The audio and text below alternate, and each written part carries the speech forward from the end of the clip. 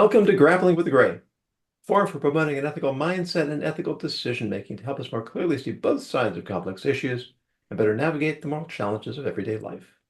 I'm Rabbi Yonason Goldson, and I'd like to welcome my guest today. With me is Amii Barnard-Bahn, who is a C-suite coach and consultant specializing in ethical workplace culture and leadership. Kimberly Davis is an author, TEDx speaker, and founder of the Brave Leadership University, leading development programs worldwide around authentic leadership, purpose, presence, and influence. And Mary Beth Molloy is a certified executive coach. She is president of MBM Elevate, CEO Group Chair of Vistage Worldwide Incorporated, and national board member of Per Scholas, a nonprofit that provides no-cost technical training to individuals often excluded from tech careers. Thank you all for joining me today. Thanks for having me. And here is today's ethics challenge. A recent article in Newsweek reported that 83% of Gen Z frontline workers are feeling overwhelmed and burnt out, with a third of those considering quitting their jobs. Earlier this month, however, Forbes, Inc.com, and Euronews all ran stories about employers firing their Gen Z employees. The reasons include lack of motivation, poor communication skills, and lack of commitment to the job. For their part, younger workers want to feel a sense of purpose at work and want to have a life outside of work, all of which creates a kind of standoff. As much as we actively promote work-life balance, it appears that many employers from the older generation don't really appreciate employees who demand it. On the other hand, if our culture is intended to be a meritocracy, why should employers invest in workers who justify their own lack of work ethic because they claim to feel unfulfilled in their jobs? An ethical culture is built on principled compromise, communication, commitment, and reasonable expectations. Can older employees and younger employees find a way to meet in the middle? Or is this a case where the unstoppable force has met the immovable object? The floor is open.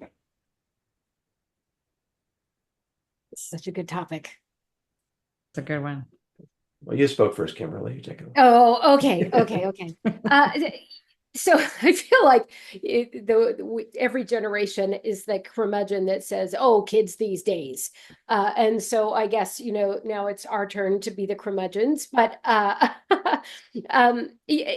Gen Z is in a different place in history than most of the other generations have been, in that really it is a completely different world than it used to be, with the explosion of connectivity, the explosion of the internet and technology and everything that's happened in the world. They grew up in a very different world. They grew up with screens in front of their faces and dopamine being delivered to them on a second-to-second basis. And they also grew up in their formative years with COVID. And I think there's a crisis of belief in Gen Z, and they didn't grow up in a world that promises them anything. When you have COVID as the backdrop of your high school years and maybe early college years, you realize, well, okay, nothing is really promised, and so maybe I better look at other ways to make my life meaningful than the traditional go to work after college and spend your 40 hours a week. But that's not the way this generation thinks, and yet it is a gray area because leaders don't get the luxury of saying, well, I'm sorry, if you don't like this, you can just leave.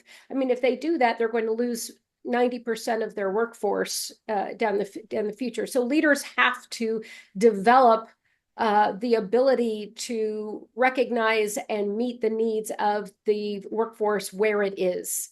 And purpose is a critical conversation to be having with people, because if they don't know why they should care, then they're not going to be able to bring their best. And right now in the workforce, if people don't bring their best, you can't be competitive as an organization. As you're speaking, Kimberly, it occurs to me I really should have had a Gen Z guest on the show for this conversation. Yeah. it's just sort of the way things fell out.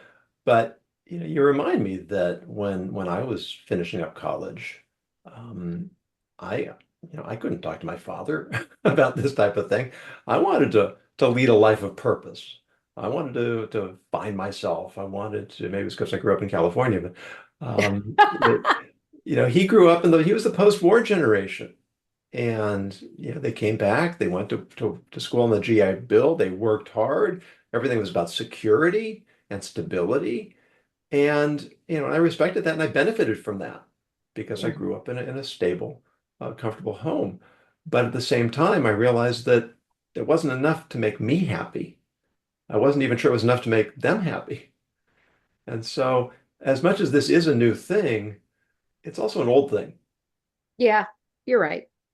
Well, but in a different way. Kimberly, when you were talking, because I was kind of, we were setting up for the topic, kind of doing the math, right, on Gen Z. And, during the pandemic, most of them were in high school. So when I think, if I can think back that long, right, what kind of maturation happens during that time, right? I get some different education. I start choosing classes.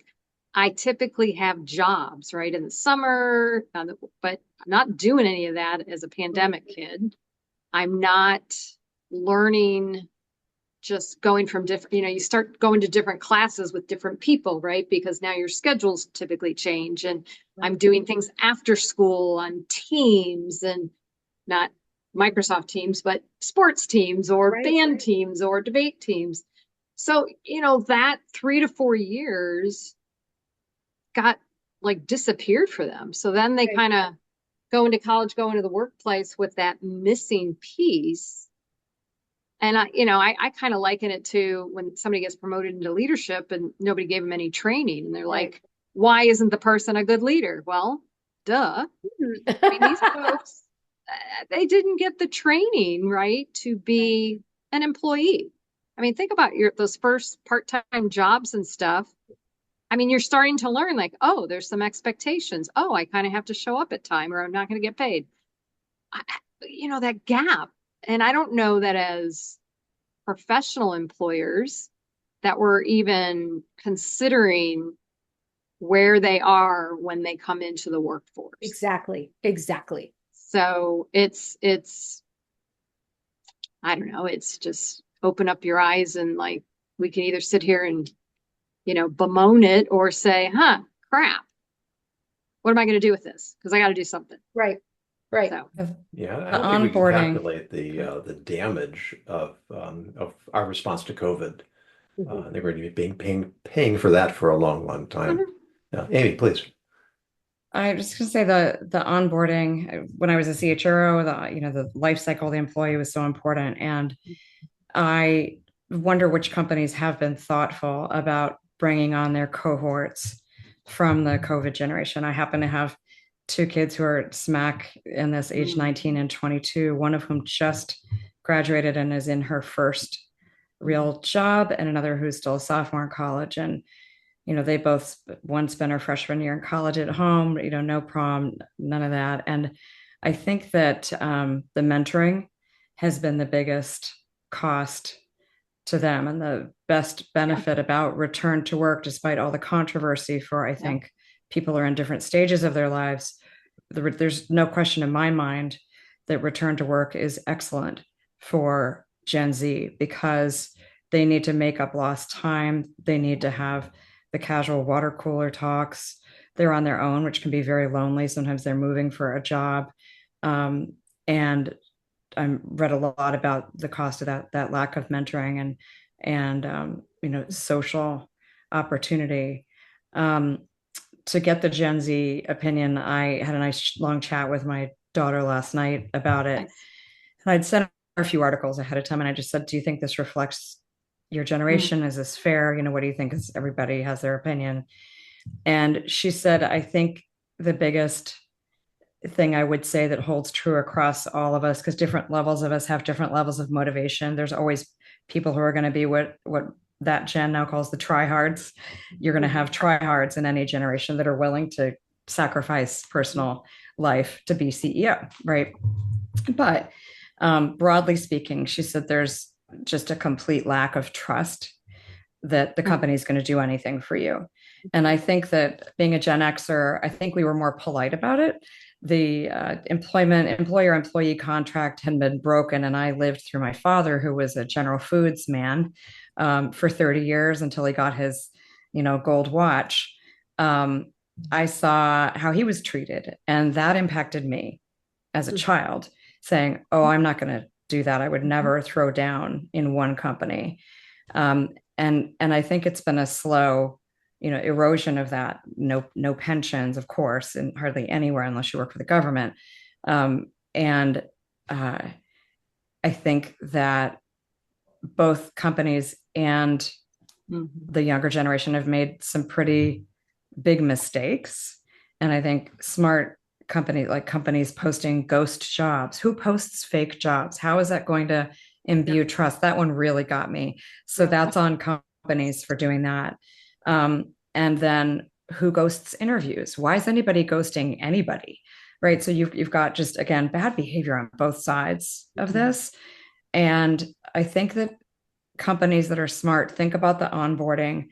They think about the career path. What would it be like to stay with this organization, and why should you want to be with us? The development, and companies that don't, it's a free market. If the employees aren't measuring up. But I wonder about all these mass firings and why it had to be that way. Did they get warned? Did they get actionable feedback? And we know that, for example, women and people of color don't get as much actionable feedback as white men do. So I wonder about that with this generation. And I've taught my daughters how to get their own feedback to make sure they're getting it, and how to make it safe for people to give it to them and put that onus on them. But I don't know how many people know to do that so that they're not blindsided. Well, self-advocacy without coming across as confrontational is a skill that we don't just pick up automatically. We do have a number of people in the chat. Thank you for tuning in. And if you have any observations on the conversation, please type them in, and we'll raise them. You mentioned, Amy, this ghosting, ghost jobs. It was a topic that I was also aghast when I saw it, and I was thinking of using it for the program, but it was sort of like, well, what's the other side? But it really is real jobs.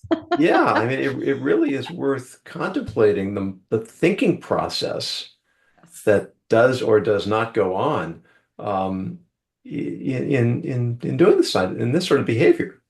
Because aside from it simply being dishonest and manipulative, it also does destroy trust. Absolutely. And if my employees don't trust me, then how can I possibly expect them to perform for me? Well, the hiring process already erodes trust, because now you've got AI bots that are looking at resumes. There aren't real human beings that are looking beyond the words for what potential might be there, that for what talents might be they'd be able to tap. It's all you can't get to nuance when you're just looking at a piece of paper. And I think if that's how they're entering the workforce, just being a piece of paper that a computer is deciding whether or not they're going to move forward or not, no wonder there's no trust going into the conversation. There's a CEO. The thing is, I mean, I think I love technology as an enabler, and I just think it's amplified the bad behavior, the ineffective behavior of recruiting to begin with. So when I retired from HP, I had another 20 years ahead of me. I'm a highly successful professional, blah, blah, blah, blah. And the number of companies that would say, before we would talk to you, you have to go online and fill out our application. I'm like, no. I mean, there's nothing I could say, and there's no way I'm going to learn about you if I want to bring my talents and skills and experience. Right. And I was disappointed. I was a little shocked that, if I was hiring 10,000 of the same type of employee, would I use something to kind of help me work through that? But, that's not So, I was like, how did you guys get here? You have put so much distance between yourself and probably your customer, let alone your own employees. Right. And I firmly believe it catches up to. I don't see how it cannot. And Absolutely. the way we treat our employees is going to have an immediate impact on customer experience. There was a story in the news not that long ago about a CEO who put his own resume into the HR, and that's fun. and he wasn't called for a job, and I think he fired the whole department. Yeah, well, That was a little extreme, but Well, but the point being, right, you're going to miss the chances of you missing on something is probably pretty high. that's right. So, and I think it comes back to exactly, Amii, what you were saying is, if I'm not even going into a conversation giving somebody the benefit of the doubt, right? I'm going in a defensive stature. Yeah. They're going to ghost me. They're not going to tell me the truth. They're not going to answer my questions. I don't even know if their resume is truthful. Wow. How are we going to get in that distance? There's no connection at all. And you've got AI writing the resumes and AI reading the resumes. And so where is the human connection in that? There is none. There is none. And I think that's And you caused also a have to shift. Oh, go ahead, Amii. I'm sorry. I don't want to interrupt you either. I was just gonna say, I think that's created the only plus so far that I'm monitoring, and I'll be really curious about, and I know we all coach, is what I'm seeing, at least right now, is a very early maturity in the 20s of young people not making their personal identity about work. Mm-hmm. And I know when I'm coaching a CEO right now is having a very hard time letting go. If I'm not my job, what am I? Right. Mm-hmm. If I'm not running this company that I turned around, what am I? And that could be a plus. I'm curious about that, because I see them more in the work to live, not live to work. Yeah. I get concerned about that for leadership. We need great leaders. And another article I read said, a lot of young people are pushing for the job titles. And there's also these fake job titles that companies are making up just to shut them up, which I don't think is a great idea either. But I get the temptation. I've had employees like that. But then when they get to managing people, they're like, "Oh, I don't like this," because they were used to working in groups in school and not having the sophisticated complexity of managing people that potentially are your friends, especially when you're in your 20s. I've written some articles about this. Be careful, because your peer group is your most critical group in terms of being critical of you. And yes, they're your friends and they're your competitors. And one day you're going to either be their boss or you're going to be working for them. So you have this very delicate, sophisticated dance. And I don't know how well this generation is going to do without help and coaching and guidance and perspectives and mentors. That's what, if I were, designing an onboarding program, it would include all of that. Pay transparency, which is fascinating. The Me Too and BLM movements have created a lack of trust because responsiveness has not been genuine. We see now the value signaling that happened, whether it's greenwashing or DEIB programs being pulled back. That impacts this generation and the trust as well. Mm-hmm. Yeah, absolutely. Well, and if you track what's happening in leadership, the people that are leading Gen Z are usually middle managers, right? They're not, these aren't going to be your executives, but who did middle managers learn from? They learned from leaders who learned to lead in a very different era. And and so there aren't any good mentors at the precipice of a new era. Their leaders are trying to figure it out as well, and they're getting pressure from above from people that are, Gen X and baby boomers who are, on the getting ready to leave the workforce, and people who've learned to lead in a very different way, to, lead from a more authoritarian command and control. And then you've got the millennials and the Gen Z that are going, no purpose, but but the millennials are stuck sandwiched between these generations, and they haven't learned how to lead in a new way. And so I think we've got a crisis in learning how to lead in a new way for this new world. I think that's a good summation. Evie says in the comments, we need to come back to people-centric systems. And I think the way you're explaining it is that even then that's a challenge, because some of the leaders don't know how to lead the people that they have to lead now. And other leaders were never trained to be leaders. And so they default to the systems because they don't know what to do, or what they're doing isn't working. I remember a conversation. You can find it. Simon Sinek had it with Tom Bilyeu on his podcast, and he said that he was talking about millennials. So this is already about 10 years ago. He said that they grew up with parents who didn't parent and teachers who didn't teach, and now we expect them to move into the workplace and the workforce. He says now it's the job of bosses to become the parents and the teachers. But now we see that that's not working either. And everybody gets a reward. There was that too, right? That doesn't help with the job families. But to take the opposite view, businesses, just to show some empathy for businesses have been through, I think we can all agree, a rough decade with interest rates. They finally seem to be going down. I have friends in the restaurant business. This is supposed to be the largest year of closures of restaurant closures in the country as a delayed bad hangover from COVID, that's going to come due at this point. And a lot of businesses are just trying to survive. Right. And that is very hard, I think, to explain to a 20-something what it's like to run. I mean, they can't, they don't, I wouldn't have understood it, right? Unless my parents had a family business. And so that's where I think the mutual empathy needs to come in. And of course, Gen Z, to I think Mary Beth's point earlier, they're used to talking and publicizing everything. And so there can also be this amplification effect if you happen to have the loudest voice or the coolest TikTok, of one, you have the halo effect of one person. That's just one opinion, one example.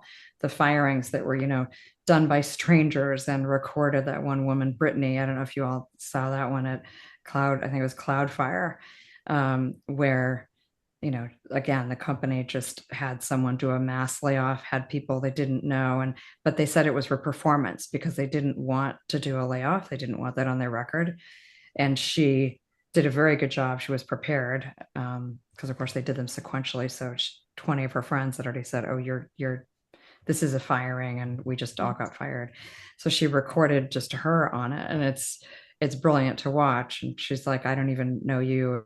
I have my performance appraisal," and they're saying, "Well, it's for your performance." And so somehow there has to be like a bigger discussion and more transparency, I think, around the exchange of value that people are giving and what the longer term is, because some businesses are not good at this.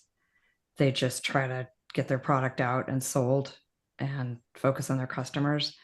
And I hope that maybe, this hangover for them is realizing, oh, okay, we will not have a next generation of workers if we don't have a more honest and trusting conversation about the exchange of value that we are negotiating here, which is really what work's all about.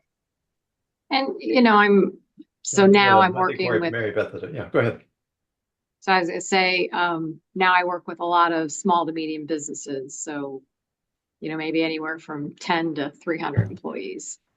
And we talk a lot, right, about this in our Vistage groups. And now these happen to be business owners and leaders that want to be better, want to learn, want to grow. So yay. But, they struggle with the same things, and they're willing to try some things differently. I still think it's back to kind of fundamental. When I first got into leadership, company that I was with had a leadership training program, right? They invested in that. They knew it, probably around 2009, everybody got rid of everything. But I was a very, very young leader, and I was leading people that were 2 decades older than me. So similar, like, but what was I taught, right? I was taught to get to know my people, sit down with them, understand their vision, their dreams, what they're doing. Here's what we're trying to get done, make the connection, make it clear, and reward. And this is when, knock on wood, we really didn't have HR.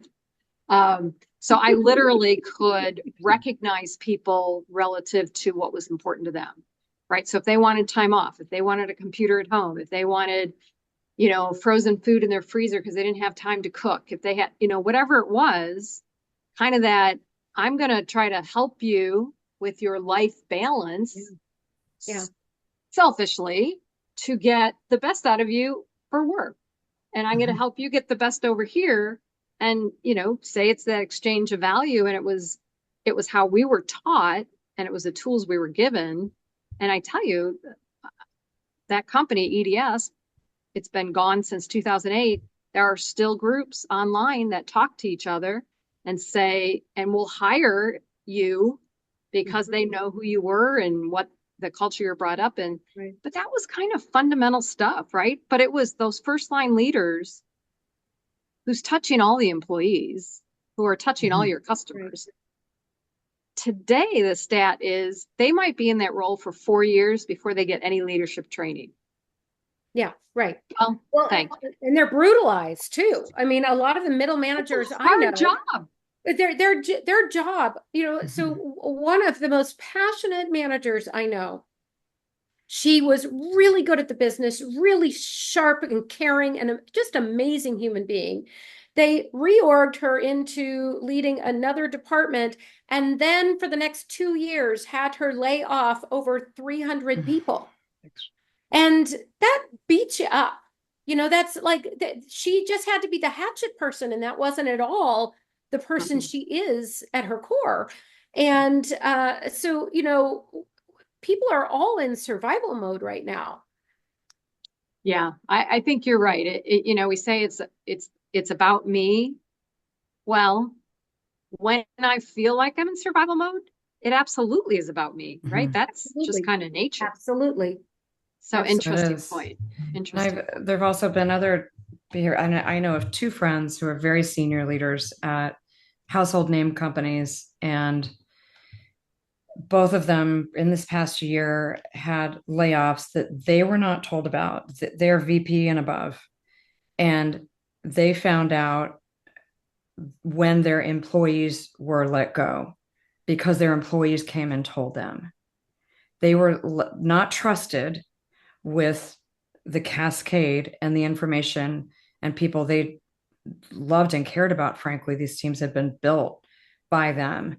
And one of them left their role as a result of that because they just thought, well, what am I doing here? You lay off my entire team and don't even tell me. Right. And actually they were in HR too, ironically. So what's going on there, right? And then another one, her employee came to her and said, hey, all my access is cut off. Do you know what's going on? And then she went to HR, said, yeah, he's one of the ones that was like, why didn't you tell me? He's worked for me for 20 years. I've been to his house. Why wouldn't you empower me to help make this a less painful, shocking experience for both of us? Yeah. You don't recover from that. Like, why? So I'm still go back to the question of, I don't understand how people are thinking these days. I was part of a white paper working group for the Harvard Institute of Coaching around empathy and leadership. And during the pandemic, especially in healthcare and the healthcare clients I coached, people were so much more understanding of healthcare conditions, sandwich generations, elder care, illness, childcare. And there was a vision that COVID was going to bring us together, and we all, because it was a leveling experience across culture, race, identity, and that we were going to somehow, have this empathy permanently changed within us. And I don't see that happening. Well, I think there was the rebound effect, right? So we're gonna be in it together, and we're going to trust each other, and we're going to empathize with each other. It's the same thing that happened with 9/11, right? And then all of a sudden, it's no, we're not going to trust you, and we're going to entrench, and we're going to be tribal, and we're going to judge and blame, and And Great because it goes analogy. back to Yeah. everyone is in survival mode. And I think what happened is the businesses, you know, they to your point, Amy, they suffered so much over COVID and trying to recover from COVID. And they just are trying to get back, you know, back in the game, get their numbers back up, get their shareholders happy, you just get back in the game. And they left humanity by the wayside. And if we can get back to what Mary Beth was saying, that let invest in the humanity, invest in the humans that are part of the business, then the humans will invest back. But you don't get it. You don't get to do it one way. You know, what you're saying, Kimberly, actually goes all the way back to the Book of Judges. It's been going on for a long time. Responding to crisis by coming together and then falling apart when things are comfortable again. Yeah. I mean, you know, for me, it's a very relevant issue that before October 7th, you know, Israel was tearing itself apart over judicial reform of all things. And according to many reports, that's actually what encouraged Hamas to attack, is that they perceived that the country was disunified and would not be able to mount an organized defense. And then there was this long period of tremendous unity where all of the differences are forgotten. And then it didn't take long before the divisiveness started again. And then with Iran, so now it's, you know, everybody's unified again. Yeah. But it's, you know, the great lesson of history, Frederick Hegel said, is that nobody learns from it. It's, you know, none of the things we're saying from history. We shouldn't need to have these conversations because it's so self-evident. Yeah. And yet it just seems like we need the barbarians at the gates before we are willing to actually put aside our petty little differences and start working together. Yeah. And if you go back to Gen Z, you know, they're a generation that has more anxiety than any generation has previously. They've got higher debt because of the cost of higher education. I mean, they're in survival mode times 10, you know, so it's just exacerbated. So I'm curious what you guys have seen. So we just had this conversation in one of my CEO group meetings a month ago or so, just about mental health. You know, we put the stats out there, right? 1 in 4. So that means, you know, they're your employees, they're you and your family. Yeah. And we had the conversation about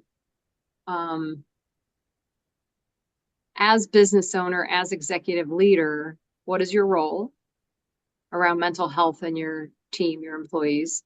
I had them rate themselves. How comfortable are you talking about it? How comfortable do you think your direct reports are? What resources do they have? And it seems to be a very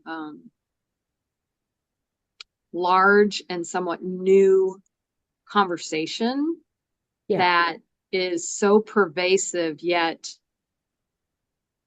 even if you've had leadership training, you didn't have that aspect of how do I navigate that? How do I spot it?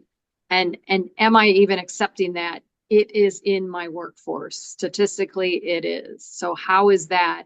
And I kind of look back at, you know, Jonathan's note about, you know, they're firing people because they're not communicating well, they're not committed, they're not motivated well.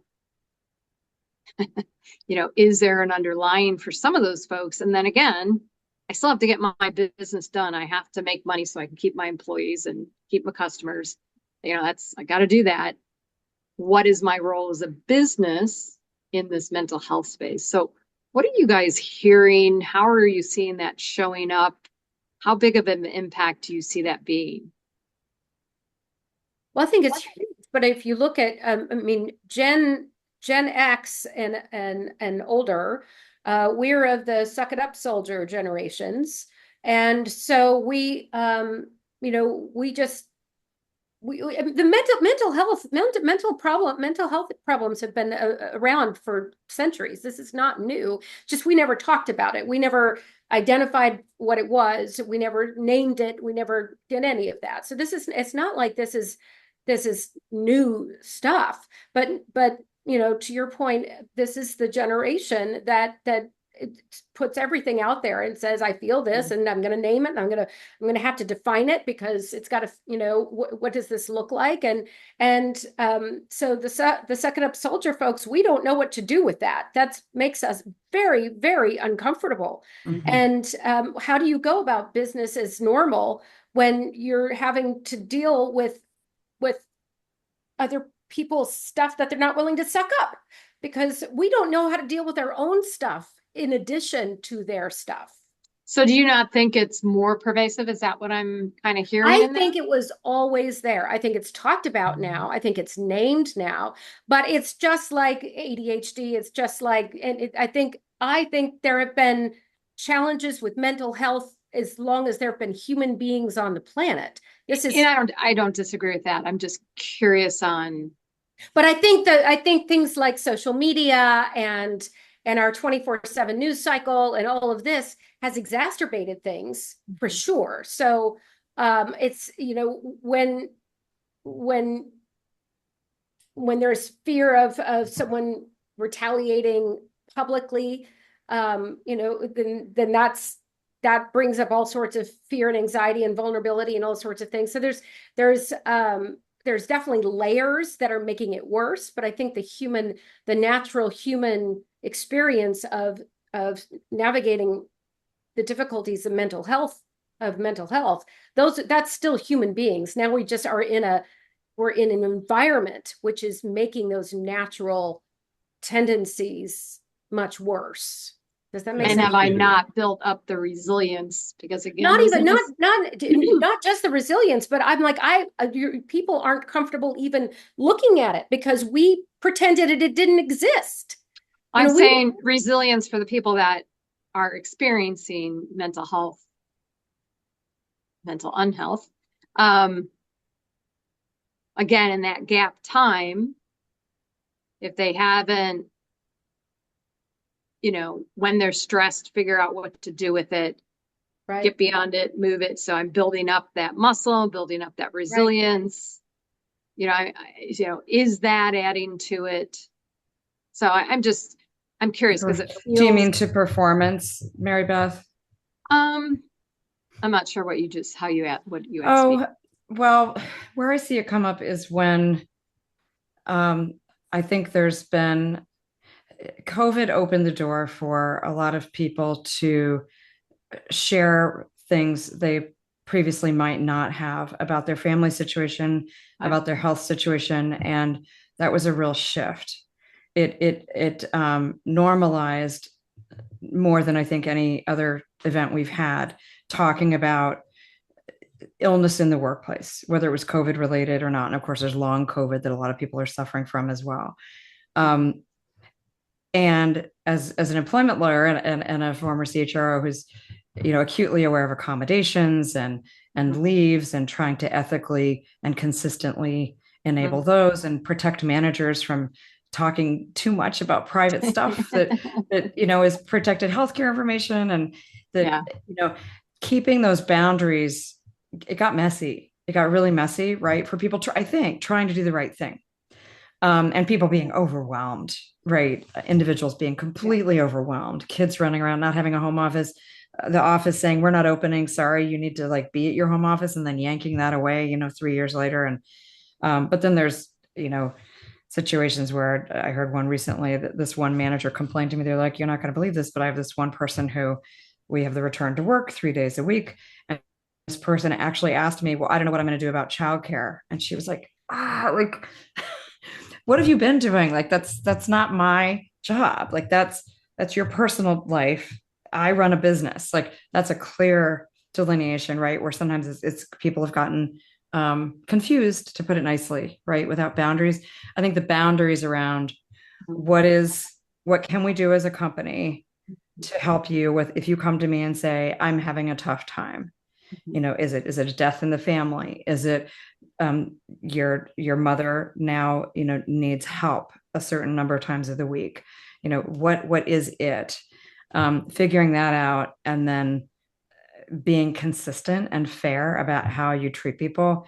But I think there is a little bit of a maturity gap on resilience that I think is going to just have to get fixed, because all of us know at the end of the day, you can't just be like, well, I just didn't feel like coming to work today. I just couldn't manage it.